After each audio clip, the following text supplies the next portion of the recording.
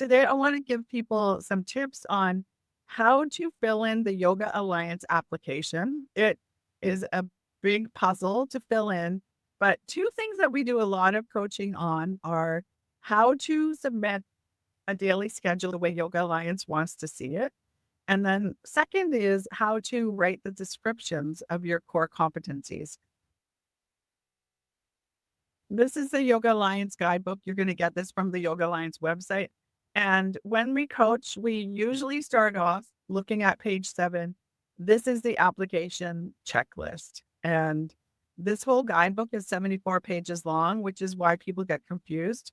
But there is this section here on the daily scheduler. And let's talk about that first. The daily schedule is on page 8. And here's what has to be included in the training schedule: the dates and times you meet, the number of modules, and if successive or intermittent. So, are you taking breaks? I always feel like this fourth bullet point should be added before the last one. So, the schedule and lengths of breaks for each day.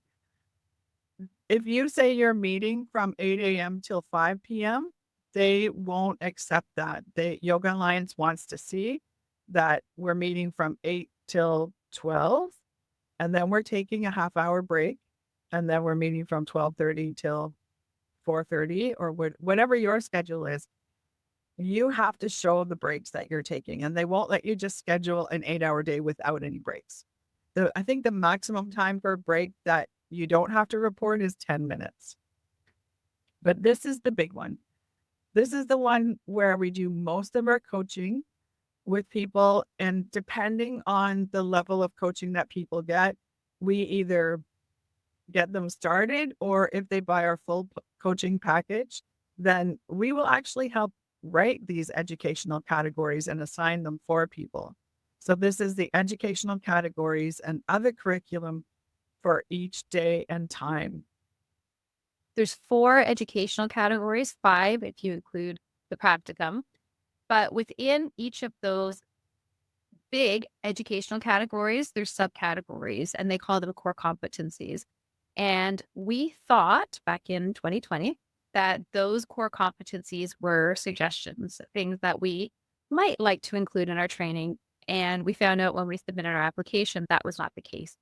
So that means that every topic that you're going to talk about in your training needs to be assigned to a big educational category. And then it needs to be further assigned within that to a smaller core competency. And then for each core competency, you need to have a description of what it is that you're talking about. You need to identify who will be teaching that topic and for how long. And then this is where the big puzzle comes in. At the end, all of the core competencies have some information. Overall, the educational categories meet the right amount of time, and it calculates to at least 200 hours at the bottom. Your daily schedule has to say to Yoga Alliance, we've planned out the core competencies, and this is when they're going to be delivered on this day. So when you submit the application, Yoga Alliance can say, okay, if you're doing 30 hours on techniques, training, and practice, these are the days they're going to happen on. And this is a lot of work to detail and outline. Where it becomes a good thing is that when you start to promote your training and you can identify to your students what they will learn, they can almost cross-reference that, because when your students graduate and then register with Yoga Alliance, they actually have to review your school. And so this is a nice way for them to be able to identify, this is what I was expecting and told I would receive.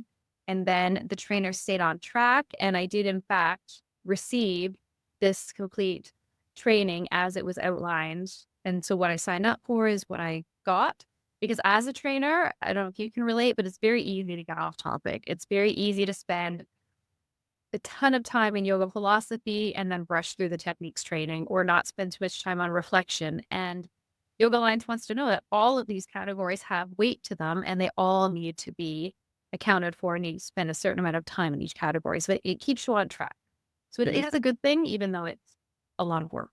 It's a good thing. And one other reason why it's a good thing is if one day you want to bring in other trainers, you can just hand them a lesson plan and they don't have to plan a training for you. They just teach the training and you know that everything's being covered. Okay, let's take a look at the descriptions. This is in the guidebook on page 12. And this is a little description of how you're going to write your training area title. You're going to select your core competency from the drop down menu. And then this box description is what we're talking about. What goes in there? And that has to include what content will be shared during that time. In addition, what is the learning objective and how will it be taught? List any learning tools you will be using, provide a detailed summary or reference to your training manual of what will be taught during this time. So you don't have to rewrite your training manual in the description. You can refer to your manual, like on page 58 to 75. We are doing techniques training poses, and we will describe what content will be shared by referring to the manual. And then we'll say, what is the learning objective? So you'll literally say, students will be expected to learn how to, whatever your learning objective is for that one, how it will be taught. And so you're going to have to put in there through lecture or through partner work or through experiencing a yoga class or through reading the manual.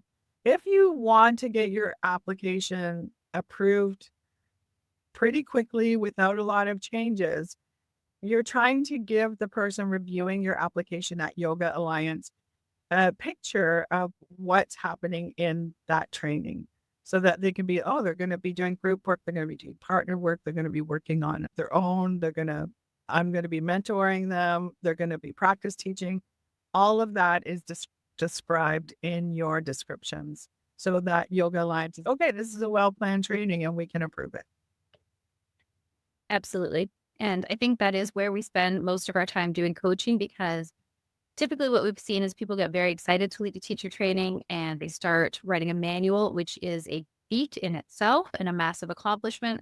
But that's really only the starting point. That's literally the first thing that you upload in your application. And then there's many subsequent uploads. So sometimes people have the capacity and the time to then extract from their manual essentially a syllabus and this outline. And sometimes they really want help. And that's what we find we've been doing lately, because we know the verbiage that Yoga Alliance likes. We understand the core competencies and how they work. What's interesting for us as coaches is we started off offering just hours of coaching just to get on a Zoom call, look at what people were working on and just say, okay, you're on track here, but here you're missing the mark. And that saves people time. But then we did find there were people who wanted us to do it for them. So we added that high level coaching package where we actually write your core competencies for you. And you just give us your manual and your outline of your schedule, and we write it for you. And people really appreciate that, because what did the last person say is, I think my training would still be in draft mode if I didn't do that. So it meant the difference between her opening the doors of her training versus it just sitting on her to-do list pile forever. But I think what we should say, what we don't do in the coaching is we don't write people's manuals for them.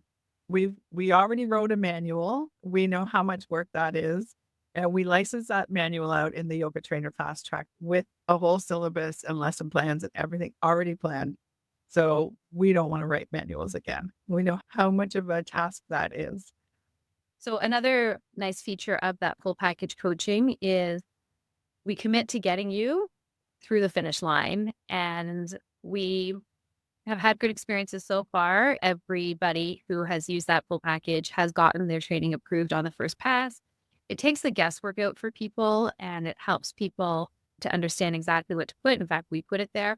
Now, if Yoga Alliance does come back with some feedback and they're not able to approve on the first pass, we will also continue to work with you. You're not just left with an unapproved package. We will get you over the finish line. We will take the feedback from Yoga Alliance. We haven't had to yet, but if it comes back, we will work with it till the end. That's just a really nice part of the coaching, is it takes the guesswork out. It takes the back and forth with Yoga Alliance out. And that's how it saves time, just gets it done quicker. Yeah. And the other really nice thing about the coaching is just how happy people are to be able to have their training ready. Oh, now I can finally just deliver the training and spend instead of spending so much time writing the training and writing the Yoga Alliance application.